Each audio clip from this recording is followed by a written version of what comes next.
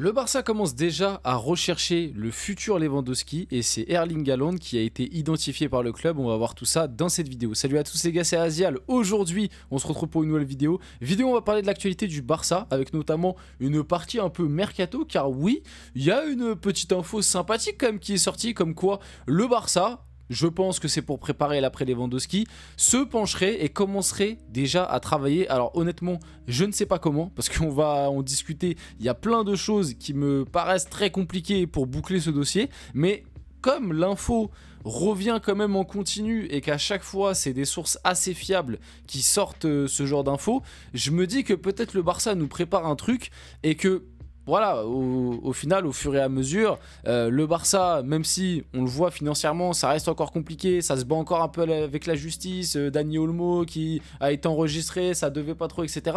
Je me dis qu'un jour, le Barça, surtout avec la saison qu'ils sont en train de faire, s'ils arrivent à boucler tous les trophées, ça va leur apporter quand même une certaine somme d'argent. Je me dis qu'au bout d'un moment, ils vont peut-être pouvoir réinvestir et réinvestir sur un gros nom. Et l'après Lewandowski, ça va être quelque chose de très important, surtout qu'on le sait, Hansi Flick, c'est quelqu'un qui, avec la tactique qu'il met en place, est capable de faire briller des grands attaquants, comme ce qu'il a fait justement avec Lewandowski cette saison et l'année dernière, enfin non, cette saison pardon, du côté du Barça et les saisons précédentes avec le Bayern. Donc un Erling Haaland sous Hansi Flick au Barça, je pense que ça peut donner quelque chose de très méchant. Autant avant, quand la rumeur Erling Haaland était associée au Barça, moi je disais que Erling Haaland c'était peut-être pas le style d'attaquant qui convenait au Barça. Si le Barça continue avec Hansi Flick sur un long moment, Erling Haaland c'est typiquement le style de numéro 9 qui sous Hansi Flick peut faire très très mal. Mais on va en discuter. Donc avant que la vidéo commence, n'hésitez pas à liker, commenter, partager et vous abonner. Ça fait toujours plaisir, ça aide pour le développement de la chaîne. Je remercie tous ceux qui le font. Et nous, on va pouvoir y aller dès maintenant et du coup parler d'Erling Haaland, du Barça, de l'actualité, du Barça en général, mercato un petit peu, parce qu'on va le voir, il y a pas mal de trucs intéressants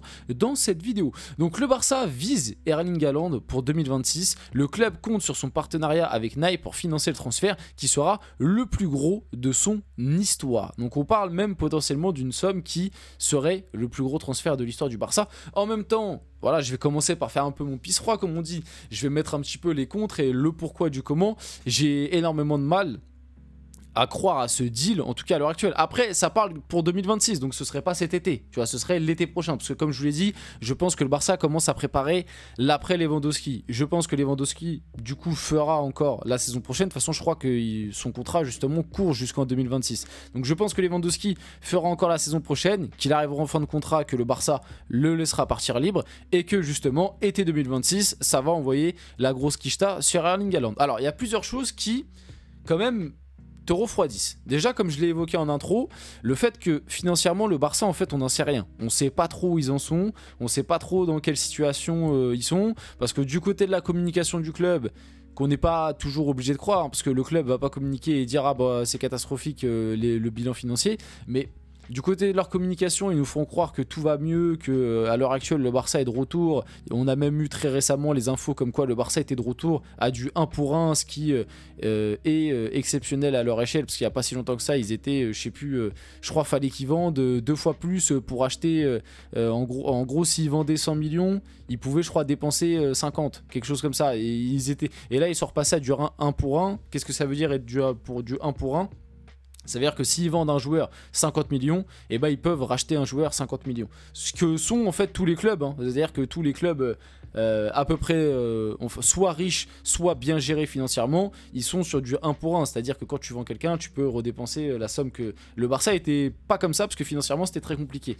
Et donc en gros, quand ils vendaient un joueur, eh ben, ils pouvaient réinvestir que la moitié de ce qu'ils avaient vendu parce que l'autre moitié devait combler les dettes, combler les finances du club, vous avez compris.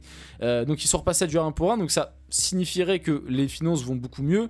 Le problème c'est, on le sait, le club s'est hypothéqué sur je sais pas combien d'années. Alors si sur les années à venir tu fais des saisons de fou où tu gagnes beaucoup de titres, ça va te faire des rentrées d'argent conséquentes et au final sur la durée ça aura peut-être pas tant d'impact que ça.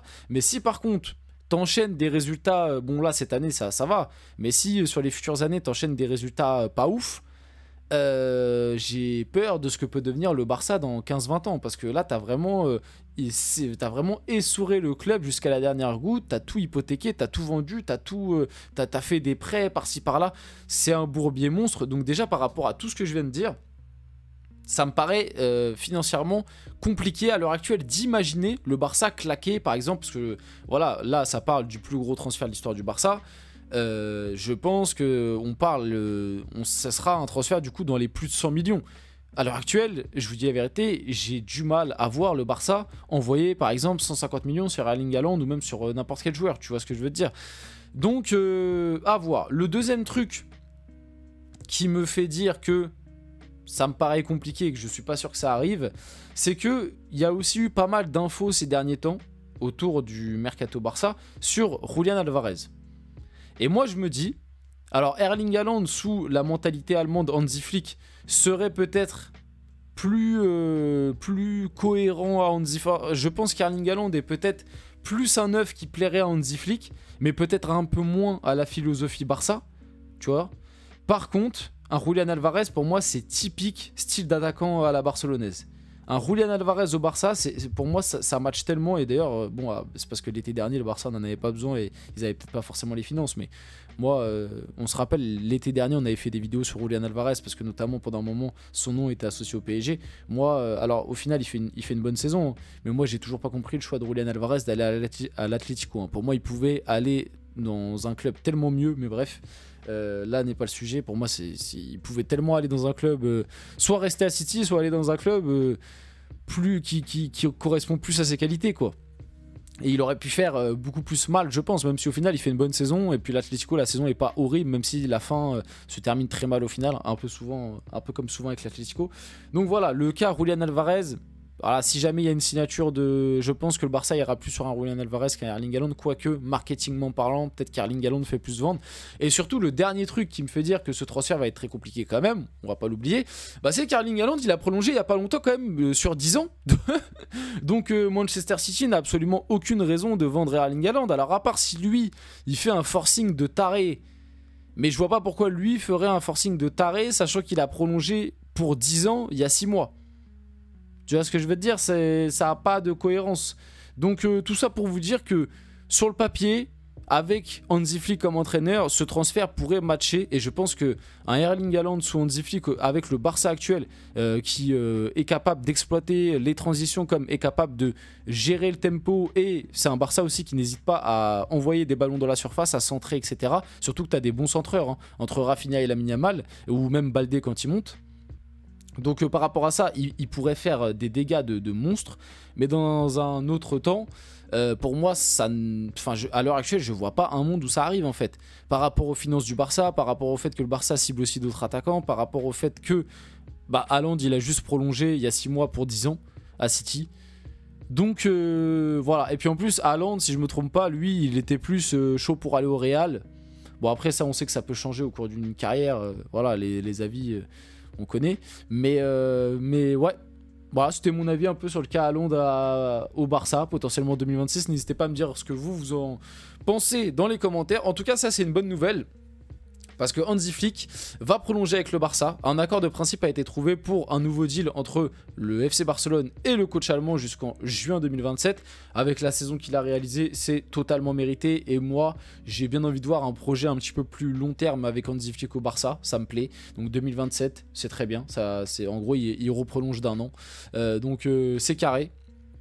Il l'a mérité par rapport à la saison qu'il est en train de faire, au style de jeu, la patte Hansi Flick qu'il a directement su impliquer à cette équipe. Et puis surtout, par rapport à l'effectif qu'il a, alors cette année ils sont tous en surchauffe, et en grande partie grâce à lui, et t'as l'impression qu'il a un effectif de malade, mais rappelez-vous de ce qu'on disait au début d'année.